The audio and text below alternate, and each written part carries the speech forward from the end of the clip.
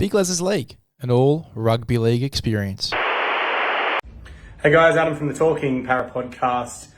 Big Les asked me to sum up Parramatta's season in one word, and I'm going to say unlucky as the one word. Look, everyone thinks their team was unlucky throughout the year, but Parramatta, hey, unlucky at the start, lost Mitchell Moses a couple of times throughout the year.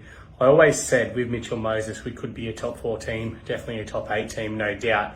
But once we got Mitch back on the field and all the things started coming together with Jason Riles and the way he wanted to play and the way Parramatta style was going to be under a new coach, new guidance, new structure, everything along those lines, Parramatta hit form. Won our last 3 games, against the Knights, obviously got the spoon, but beat the Roosters, beat the Warriors, both finals teams, and were the last team to beat Brisbane as well. And then Brisbane went on a run and, of course, won the comp. So, look, unlucky is definitely the word I'm going to use, and I think there's a bit of excitement around for 2026. Hello, welcome back to Big LEZ'S League, an all rugby league experience. I'm your host, Big Les. Cheers to Adam from the Talking Paracave podcast for shooting that one through. Legend for doing that. And again, we encourage a lot of you guys to shoot through videos that we can put up on these sort of videos. As well, just going through and summing up what you think of your club's season in one word or less, and then obviously going and diving into that a little bit if you so choose to. We know Flaxy obviously said the one word, and that was pretty much it. Adam and Clarkey obviously went through and they sort of described their thoughts as to why they chose those words. Adam's word was unlucky, obviously.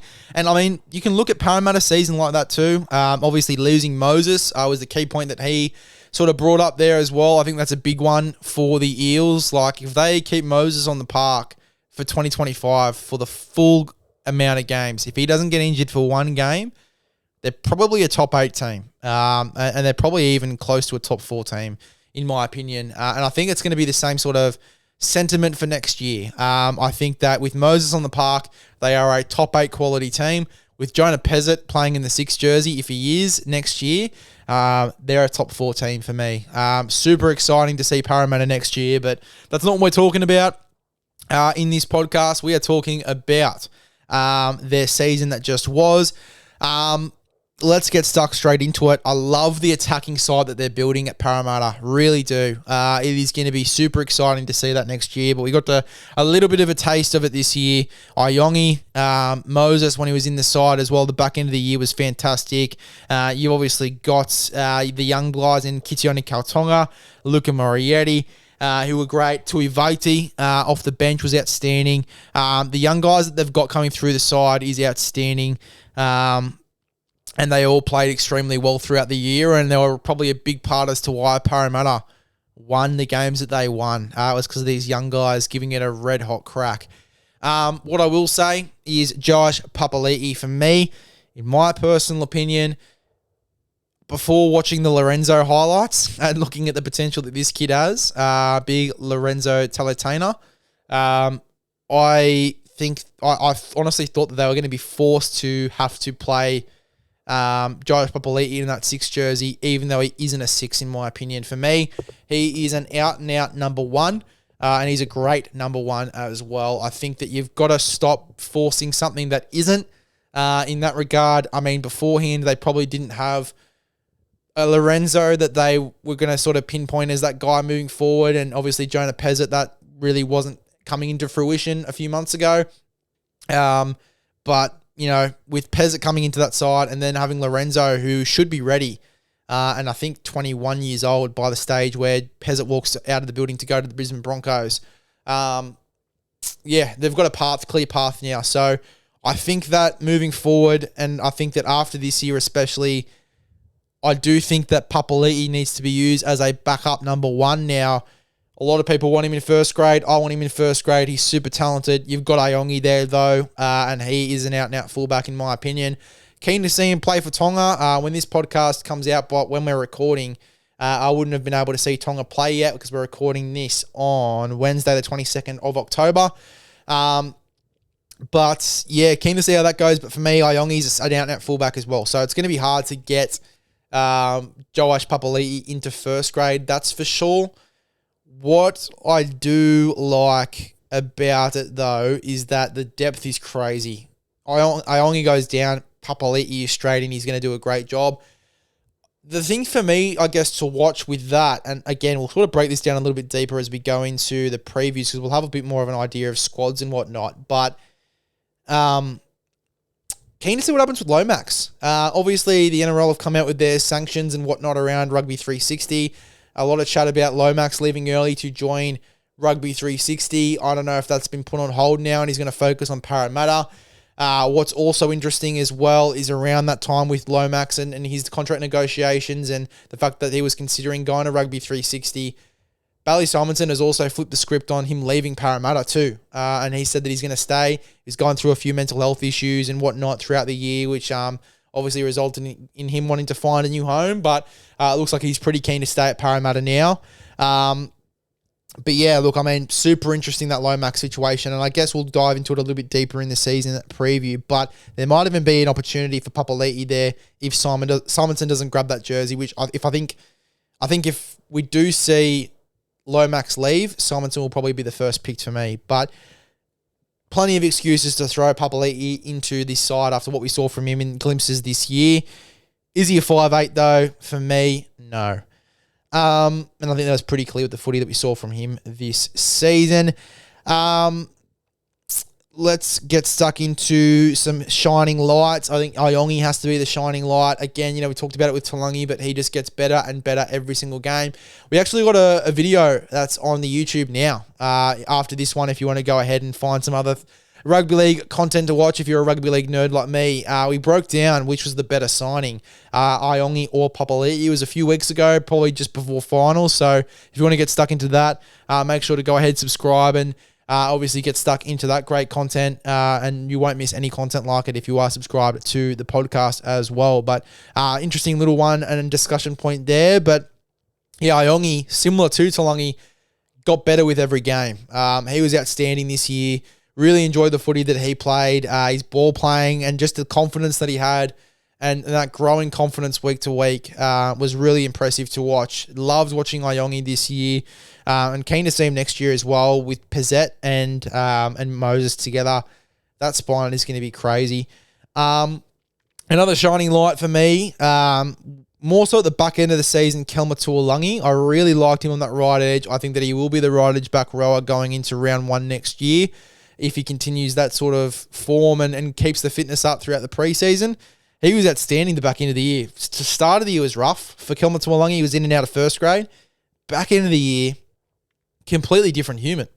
Just came out of his skin, played some really good footy. Yeah, there's a few errors in Kelma Tuolungi, but the potential there is so high. The ceiling there is so high. And if they can really get the best out of him under Jason Rolls, he's going to be a freak over the next couple of years.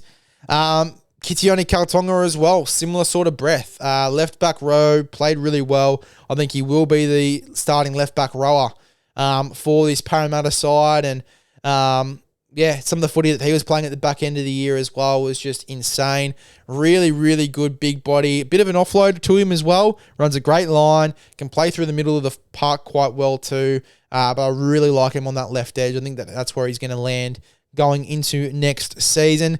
And I think that's going to leave Charlie Geimer really unlucky. The footy that we saw when there was an injury in this, I think it was when Kitione Kaltonga was injured. They moved Kilmer to the left. They moved someone to the left and Charlie played right. He was phenomenal in that two or so game period. He played right back row. I think it might have been against the Tigers. I want to say the Tigers. He had an absolute blinder. But yeah, Charlie Geimer, he's super unlucky. And as I said, some of these young guys, the potential they have, Geimer's in that boat for me. I think if they put some real good work into Geimer, or if another club does, he can be a really great player as well. I really liked what I saw from Charlie Geimer this year. Luca Morietti's going to be super unlucky going into next year because I just think there'll be too many guys competing for spots, and I think he's just going to miss out, especially with the team that I put together for this side as well, Parramatta.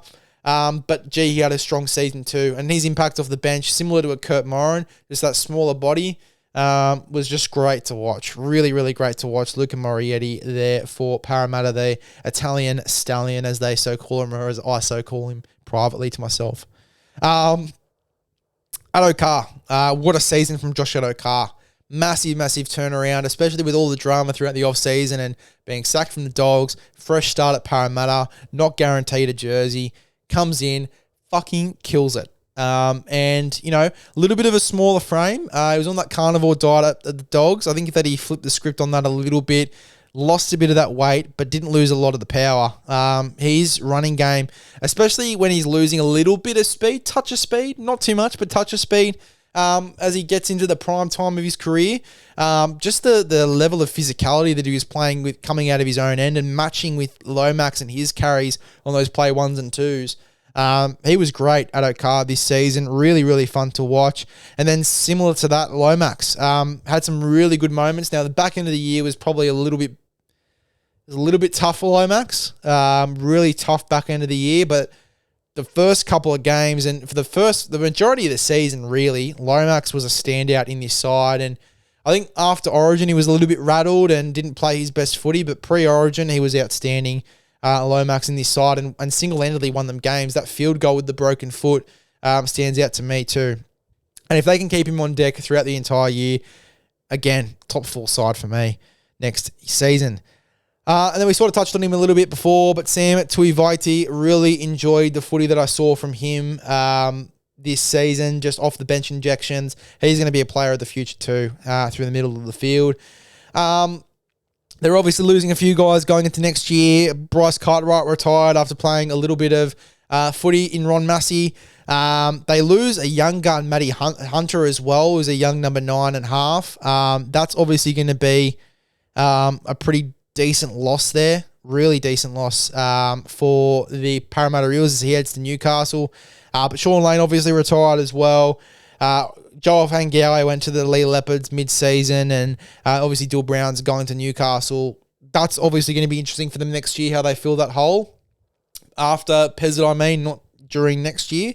But yeah, look, I am really excited for Parramatta over the next couple of years. I think that they will be close to a top 4 side going into next season.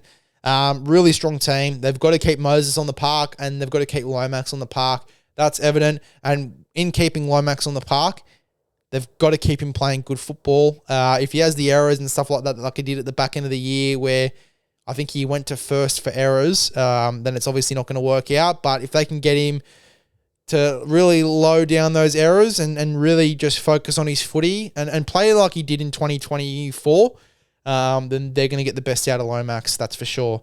Very excited for Parramatta. They're in for a massive season next year. Their young guns coming through. Big Lorenzo, I'm excited for over the next couple of years after watching his highlights the other day. Again, the highlights, we're going to be reacting to a few young gun CBAs, if you like to call them, highlights over the next couple of weeks, every Thursday at 3 p.m. So get stuck into that content on the YouTube, and you can only get it here on the YouTube as well. So subscribe to the YouTube. Apple and Spotify, you'll get all of our hot takes, reactions to rumors, and breaking down signing rumors, signings, news, updates, everything NRL we react to on the Spotify and Apple podcast. So get stuck into that. Instagram, Big LEZ'S League _. Give us a follow. We'll see you guys in the next one.